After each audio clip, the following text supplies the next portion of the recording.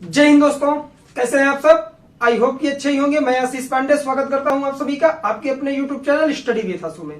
जैसा कि आप सबको पता है, प्रत्येक दिन सुबह 9 बजे आपको करंट अफेयर से रिलेटेड एक क्लास मिलती है जिसमें हम लोग इंटरनेशनल इश्यूज को कवर करते हैं या फिर इंडिया में ही कोई ऐसी न्यूज आए जो आपके एग्जाम के पॉइंट ऑफ व्यू से इंपॉर्टेंट हो तो उसको हम लोग कवर करते हैं। तो आज की न्यूज इंडिया पर डिपेंड है और बात करेंगे हम लोग आपके पूजा स्थल कानून के बारे में। देखिए, मैं आप लोगों को एक चीज बताऊं कि जब अप्रैल का मंथ चल रहा था तो हम लोगों ने एक वीडियो शूट किया था। कहां पर? उत्तर प्रदेश के बनारस के लिए। वहां क्या हुआ था, काशी विश्वनाथ टेम्पल है वहां पर और उसी के प्रांगण में ज्ञानवापी मस्जिद बनाई गई है। तो इन दोनों के विवाद के बारे में हम लोगों ने एक वीडियो शूट किया था। उसकी भी लिंक आज के वीडियो के डिस्क्रिप्शन में मैं आप लोगों को दे दूंगा। सबसे पहले यह समझिए कि हुआ क्या है। उस समय क्या किया गया था कि इन दोनों में विवाद हुआ था और यह कयास लगाया जा रहा था कि जहां पर ज्ञानवापी मस्जिद है वहां पहले मंदिर हुआ करती थी या फिर काशी विश्वनाथ मंदिर का ही वह प्रांगण है तो उसे तोड़कर उस पर मस्जिद बनाई गई है। तो उसके जांच का आदेश दिया गया था। वह आदेश किसने दिया था? अब वीडियो यहां से स्टार्ट होने वाला है, आप लोग ध्यान से सुनिएगा। मैं आप लोगों को क्या क्या बताने वाला हूं आज। जब यह विवाद उठा अप्रैल में तो वहां की जो लोअर कोर्ट थी, ठीक है, कहां की? उत्तर प्रदेश के बनारस की जो लोअर कोर्ट थी उसने आदेश दिया कि अब क्या किया जाए, जो ज्ञानवापी मस्जिद है उसके पत्थरों की जांच की जाए। जिस पत्थर से बनाए गए हैं क्या पता वह काशी विश्वनाथ मंदिर वाले ही पत्थर से बनाए गए हैं क्या या उसी समय के हैं। तो उस पर जांच चल रही थी। तो हाल ही में इलाहाबाद हाई कोर्ट ने उस पर स्टे लगा दिया और यह कह दिया कि अब आप यह जांच नहीं करवा सकते। तो यहां से 3 पॉइंट निकल के आया जो हम लोगों को समझना है। पहला क्या है कि विवाद एक्चुअल में है क्या। दूसरा क्या है कि क्या हाई कोर्ट लोअर कोर्ट के द्वारा दिए गए निर्णय पर प्रतिबंध लगा सकती है। तो जी हां, अनुच्छेद 226 के तहत भारतीय संविधान में रिट जारी करने का प्रावधान किया गया है। ठीक, आर्टिकल 32 सुप्रीम कोर्ट के लिए और आर्टिकल 226 किसके लिए है? हाई कोर्ट के लिए। 5 रिटें जारी करते हैं। उसी के तहत एक रिट है निषेध, जिसके तहत हाई कोर्ट अपने लोअर कोर्ट पर क्या करती है?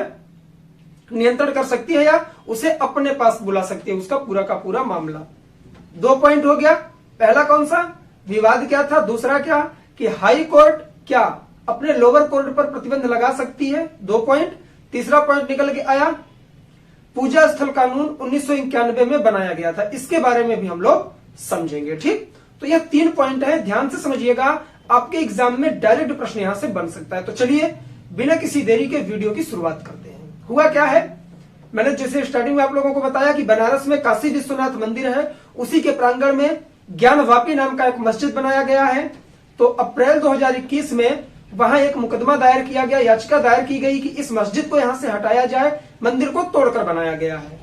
उसका भी इतिहास आप लोग जानते होंगे। जब मुगल आक्रांता इंडिया में आए हुए थे तो उन्होंने पूरी तरह से मंदिरों को तोड़कर मस्जिद का निर्माण करवाया था। एग्जाम्पल आपके सामने है, सुप्रीम कोर्ट का जो निर्णय आया है बाबरी मस्जिद राम जन्मभूमि।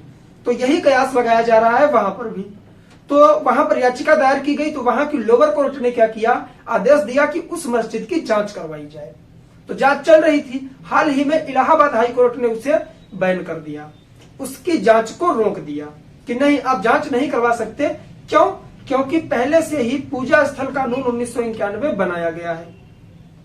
अब जब हाई कोर्ट अपने लोअर कोर्ट के बारे में प्रतिषेध लगाती है तो सबसे पहले आप समझिए, इंडिया में जो कोर्ट होती है 3 टाइप की, लोअर कोर्ट, हाई कोर्ट और उसके ऊपर सुप्रीम कोर्ट। यह न्याय व्यवस्था है इंडिया की।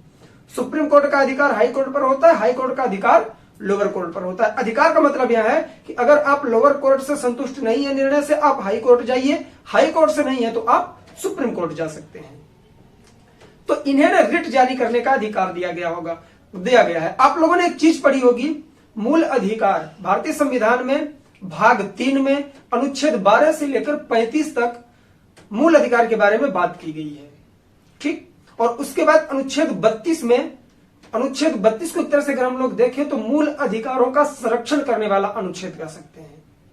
ठीक, उसमें क्या कहा गया है कि अगर कोई भी मूल अधिकारों का उल्लंघन करता है तो उसे सुप्रीम कोर्ट एक अभिभावक की तरह क्या करेगी, उसका उत्तरदायित्व तो अपने ऊपर लेगी और मूल अधिकार के हनन को बचाएगी।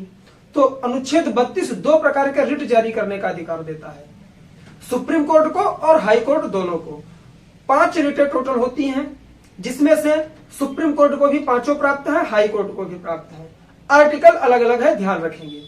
सुप्रीम कोर्ट अनुच्छेद 32 के तहत रिट जारी करता है और जो हाई कोर्ट होती है अनुच्छेद 226 के तहत रिट जारी करती है।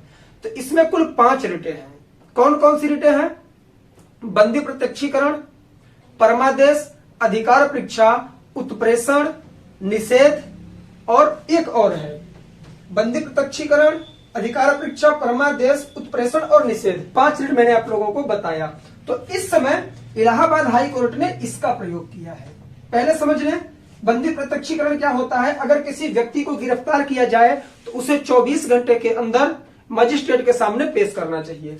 अधिकार परीक्षा क्या है? यह गवर्नमेंट की तरफ से किसी एम्प्लॉय से पूछा जा सकता है कि आप इस पद पर आसीन है, इसकी गारंटी क्या है, क्या आप फर्जी तो नहीं है, प्रूफ करिए। तो अधिकार परीक्षा हो गया। परमादेश का मतलब यह है कि कोई गवर्नमेंट ऑफिसर हो या फिर कोई गवर्नमेंट की संस्था हो जिस लिए नियुक्त की गई हो वह अपना काम न कर रहा हो, तो गवर्नमेंट की तरफ से उन्हें आदेश दिया जाता है कि आप अपने कर्तव्यों का निर्वहन करें। उत्प्रेषण का मतलब यह है कि अगर कोई चीजें पहले की गई हैं तो उनमें सुधार करने के लिए जारी किया जाता है।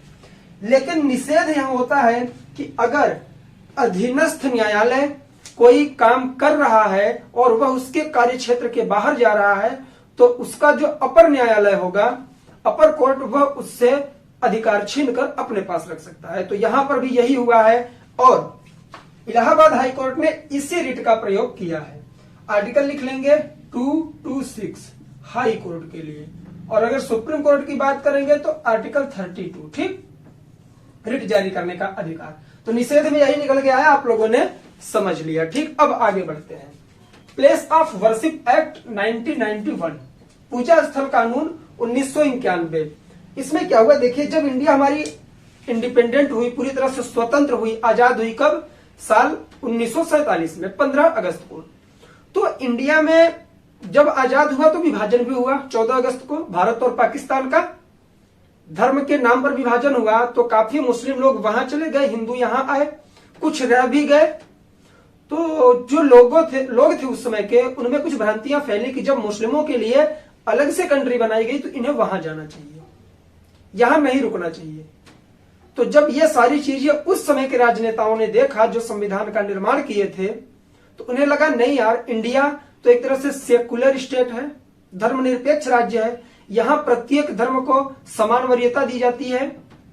तो अगर ऐसा चलता रहा तो आगे चलकर बहुत विवाद होगा, क्योंकि जो मुगल आक्रांता आए हुए थे, आप लोग एग्जाम्पल मैंने अभी बताया आपको बाबरी मस्जिद का, उन्होंने ज्यादातर क्या किया था कि हिंदू धर्म को नष्ट करने का काम किया था, ज्यादा से ज्यादा मात्रा में। तो मंदिरों को तोड़कर उन्होंने मस्जिद का निर्माण करवाया था। लेकिन क्या किया गया, 1991 में एक कानून लाया गया इन्हीं सारी लड़ाइयों को दूर करने के लिए। कि अब देखिए ध्यान से सुनिएगा कि जो पूजा स्थल कानून है यह इंपॉर्टेंट कैसे है। उसमें यह कहा गया कि 15 अगस्त 1947 तक जिस जगह पर जिस धर्म का अधिकार है वो उसी का माना जाएगा। फिर से सुनेंगे, 15 अगस्त 1947 तक जब हमारा देश आजाद हुआ, तब से लेकर अब तक या आगे तक भी जिस जगह पर जिस धर्म के लोगों का अधिकार है वो उन्हीं का माना जाएगा। तो आपके माइंड में एक चीज आएगी, सर तब ऐसा क्या है, वहां तो बाबरी मस्जिद दिख रही थी पहले से ही, तो राम मंदिर का निर्माण कैसे हो रहा है, सुप्रीम कोर्ट गलत कर दिया मतलब निर्णय देके? नहीं, उसमें एक अपवाद दिया गया। अपवाद यह कहा गया कि यह सब पर लागू होगा सिवाय राम जन्मभूमि और बाबरी मस्जिद पर। क्यों? क्योंकि जब 1991 में यह लागू किया गया था तो उस समय यह जो मुद्दा था बहुत तेजी से चल रहा था, ठीक। तो प्रेजेंट टाइम में जो ज्ञानवापी मस्जिद के जांच के आदेश को इलाहाबाद हाई कोर्ट ने रोका है इसी कानून की वजह से। कौन से? प्लेस ऑफ वर्शिप एक्ट 1991, ठीक। आई होप ये कि पूरा का पूरा मैटर आप लोग समझ गए होंगे। मैंने जितनी चीजें आपको बताई उसका सिर्फ 5% मैंने बोर्ड पर लिख रखा है, आप लोग स्क्रीनशॉट ले सकते हैं नोट्स बनाने के लिए। बाकी चीजें मैंने आप लोगों की एक्सप्लेन कर दी है। तो चलिए आज के लिए बस इतना ही। आई होप यह वीडियो आपको पसंद आया होगा। अगर वीडियो पसंद आए तो दोस्तों में शेयर करिए, नए हो तो चैनल को सब्सक्राइब करिए, अपने प्रिपरेशन को बूस्ट करते रहिए, नई नई चीजें पढ़ने का प्रयास मत करिए। क्यों? क्योंकि आपका एग्जाम अब आ चुका है। ठीक, जो लोग साल 2021 का प्री देने वाले हैं 10 अक्टूबर को है, जितना हो सके चीजें रिवाइज करते रहिए, करंट को साथ में लेके चलते रहिए, क्योंकि ये सारी चीजें आपके मेंस में आ सकती हैं। तो उम्मीद करता हूं कि प्रिपरेशन सही तरीके से हो रही होगी। चलिए आज के लिए बस इतना ही, मिलेंगे नेक्स्ट वीडियो में। तब तक के लिए जय हिंद, जय भारत, बाय बाय। आप लोग अपना ख्याल रखें, पढ़ाई लिखाई करते रहें।